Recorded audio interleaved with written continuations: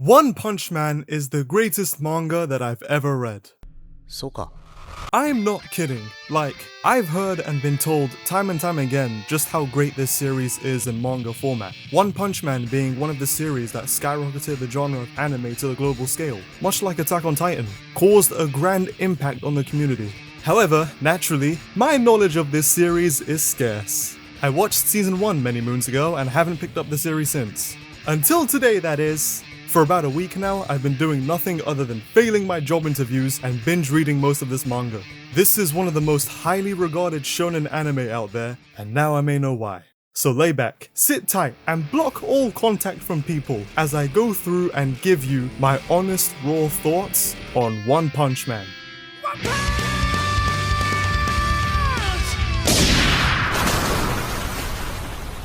In this video, I will not be discussing any spoilers of any sort, as that's not what this is for. My experience through this tale has been through the volumes, and will only be through the volumes, as I hear that's the best way to experience this series, as a lot is refined from chapter to volume. With that said, to start things off, the artwork is out of this world. Absolutely outstanding. Okay, so before I go on, it should be known that there's two versions of One Punch Man that exist currently. The original webcomic designed by the original author, One, and the mangaka adapting his work with amazing, stellar, breathtaking panels. The man, the myth, the GOAT, Yusuke Murata, who really loves drawing Fubuki in a bikini for like every volume it seems. One key thing to remember when reading a manga is, of course, how it looks. I don't mean that necessarily with the art, that's subjective, but with the paneling. How it flows from one page to another, how easy it is to read through, and to be honest, it can be a hard asset to achieve when serializing a manga. I've read plenty that struggle with this. One Piece is a story with wonderful storylines and breathtaking world building. Oda's truly a masterclass with those abilities. However, fans like myself can agree that his paneling is certainly one of his weakest points. Sometimes it can be really hard to follow through the plot with how cluttered the panels can be, especially in the later half of the series. And I can comfortably say that Murata is a whiz with his paneling. He manages to display a contrast between the comedic moments, the serious moments, and the epic moments, which says a lot on how he is able to capture a tone of a specific moment, character, or even entire chapters. The biggest example would be how Saitama's face shifts depending on the tone, but other examples goes as far as to show the grand scale of the world, or major use of shadow to highlight a character's expression and presence. Honestly, I feel as his paneling may be one of the best in Jump's magazine. With manga panels like these, there don't need to be an anime covering it. Time to talk about the characters. Most of them have believable stories and contrasting personalities that all bounce off well. Bang is awesome, Suryu is the one kick man and made the tournament arc more engaging for me. Speed is obsessed. The Psychic Sisters, Fubuki and Tatsumaki, are wonderful, welcoming additions for various reasons. King is basically us if we were in the show. Garo is a freaking beast, but to pick a favorite, that was quite challenging. At first I was gonna say Genos because I love how loyal he is, and despite basically getting his robotic ass handed to him every fight, he goes above and beyond to save the day. The amount of heart this tin can has is huge. But the character I gotta go for has to be the GOAT, Mumen Rider.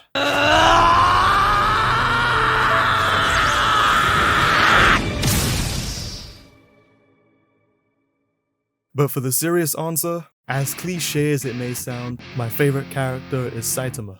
To get the basic answers out of the way, he's funny, he's incredibly strong, and he's a very different main character with a personality that doesn't follow the Goku, Yusuke, or Deku tropes. My main answer being, he's also very realistic. So quick thing to point out, currently I'm on volume 21, the middle of the Monster Association arc. And in every volume, Murata has added at least 1 or 2, sometimes 3, bonus chapters at the end. These are great and definitely worth reading as they add in more world building and characterization to even the smallest of characters, making the world feel even more immersive. But sometimes in these bonus chapters, Murata gives us bits and pieces of Saitama's backstory, basically showing us how much he struggled before and during his training process to attain his extraordinary power. How he was basically failing at getting a job in the beginning, but desperately wanted to become a hero because he admired them at a young age. Finding out that his actions against the crab monster inadvertently caused the Hero Association to exist was nothing I even expected at all.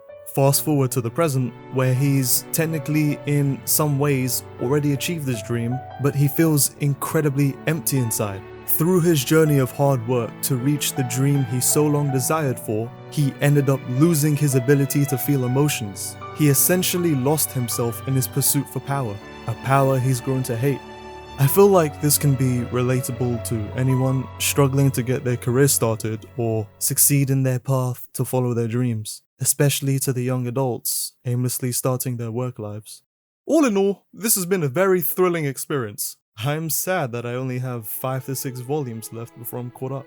The story in One Punch Man, for a superhero manga, despite how the premise might seem, is incredibly captivating and really enjoyable to read. It redefines the story of heroes versus villains, or in this case monsters, and adds a whole new different layer to it. The notion that the Hero Association ranks their heroes on how notable they are, and how there's conflict with even the strongest of heroes, is something I appreciate a lot.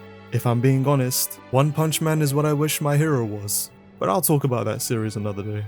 That about wraps up my thoughts for now, because to be honest, I kinda wanna go back to reading this awesome manga. So, if you like this video and want to see more, please consider subscribing as that'll really help out a lot. Thank you for watching, and I'll see you on the next one.